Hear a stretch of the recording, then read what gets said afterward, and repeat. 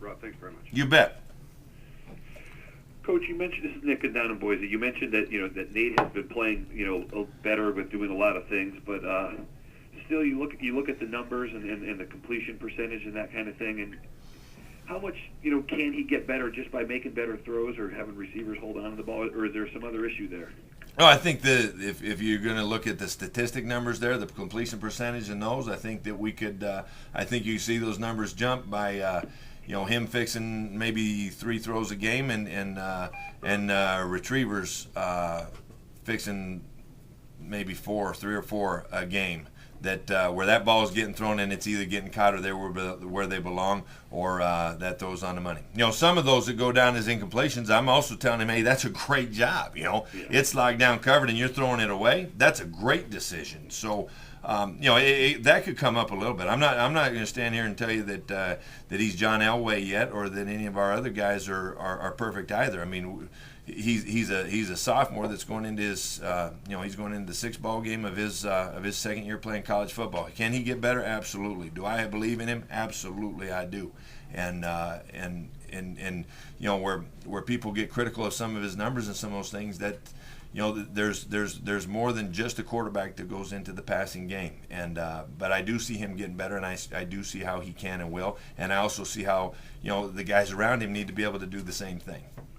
How the last couple of games, Joseph's gone in there. Is that just to get him a little more work, or is it kind of a tryout for maybe a switch at some point? No, it's the reason that has gone in there. Both those games when he went in is twofold. He's a backup that's got to be able to do something in the worst case scenario.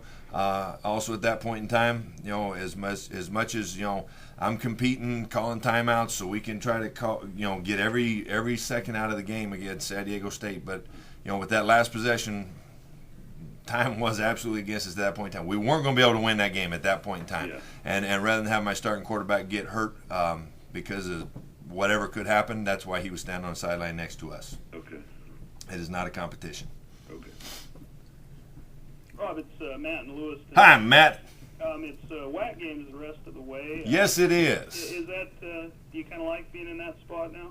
Well, yeah, I love our conference. That doesn't mean it's going to get any easier. It's going to get more difficult now, especially the run that we're coming into right now. I look at Nevada. That's a hot football team right now. What they just did to UNLV on Saturday night, I mean, they're operating on all cylinders. They got the number 1 offense, number 1 defense.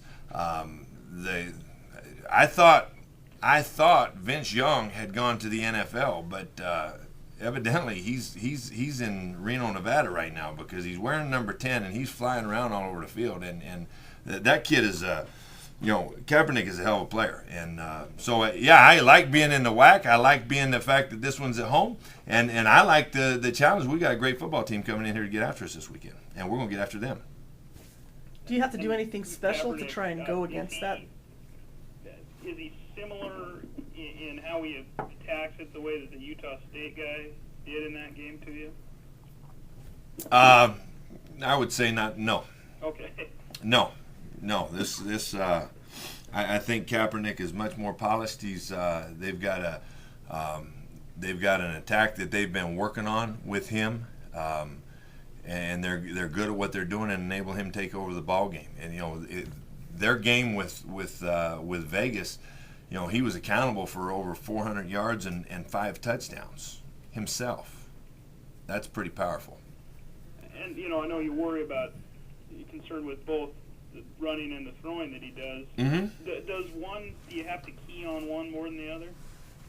We got to stop the ball wherever it's at. I think the biggest thing, you going into any ball game, Matt, you got to stop the run first. And that's first and foremost. And, yeah, they can, their first touchdown of the game was a good throw to a fast receiver, and we've got to be able to handle both avenues of it. But we've got to be able to, we need to do the best job that we can to keep his big plays at a minimum.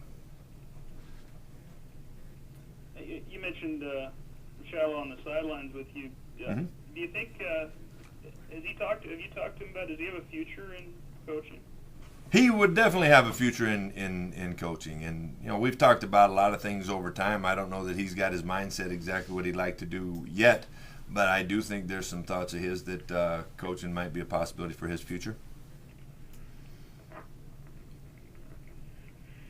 Hey, Coach, it's Nick again down in Boise. We were also talking a little bit about Eddie, and if you look at what you guys have done so far, he's obviously been the bright spot of the season. What about him makes him perform and do some of the things he does? His competitiveness would be first and foremost. The way that he competes, the way that he plays full speed. He plays full speed all the time. He doesn't like to come out for a single snap. And that includes practice. He practices that way. So therefore he earns his performance by the way that he prepares himself. And, he's got a strong desire to win, to have success and be the best player he can.